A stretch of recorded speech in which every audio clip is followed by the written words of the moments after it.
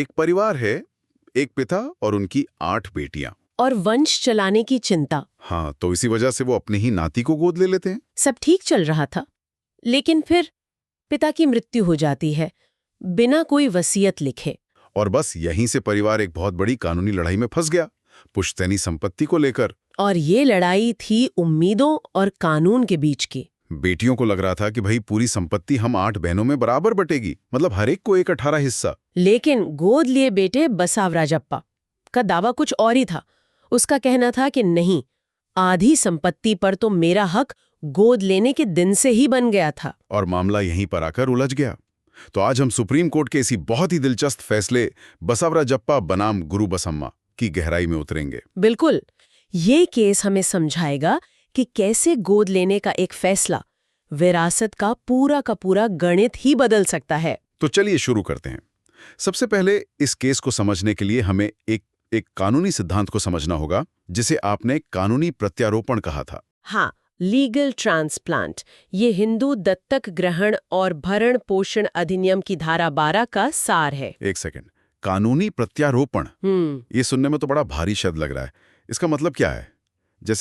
जैसे किसी पौधे को एक जगह से निकालकर दूसरी जगह लगा देना। एकदम सही पकड़ा आपने।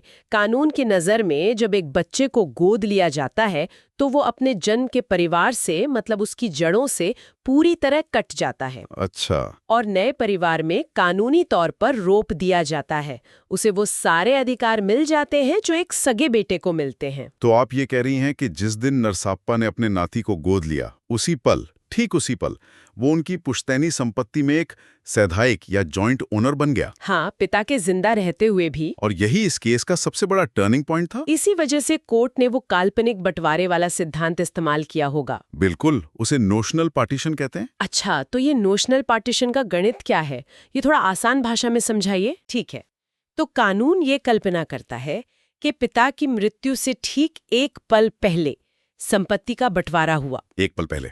ठीक है, अब सवाल ये है कि उस एक पल पहले संपत्ति के कानूनी मालिक कौन कौन थे? हाँ। पिता और उनका गोद लिया बेटा बसावराजप्पा, बस 2 लोग। सही। तो संपत्ति का बंटवारा कैसे होगा? 50-50? रुकिए, मतलब बेटे का 50% हिस्सा तो उसी वक्त उसका अपना हो गया, वो विरासत का हिस्सा है ही नहीं। बिल्कुल नहीं, वो तो उसका अपना हो गया था। अब विरासत में बांटने के लिए सिर्फ पिता का 50% हिस्सा ही बचा। ओहो। तो अब इस बचे हुए 50% पर पिता के वारिसों का हक होगा। हाँ। और उनके वारिस कौन थे? उनकी 8 बेटियां और वो एक बेटा, मतलब कुल 9 लोग। जी।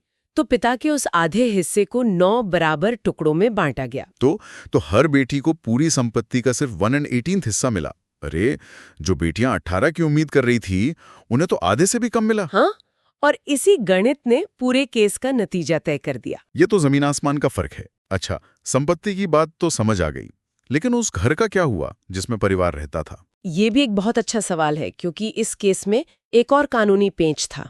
वो था परिवार का घर। तो उसमें क्या था?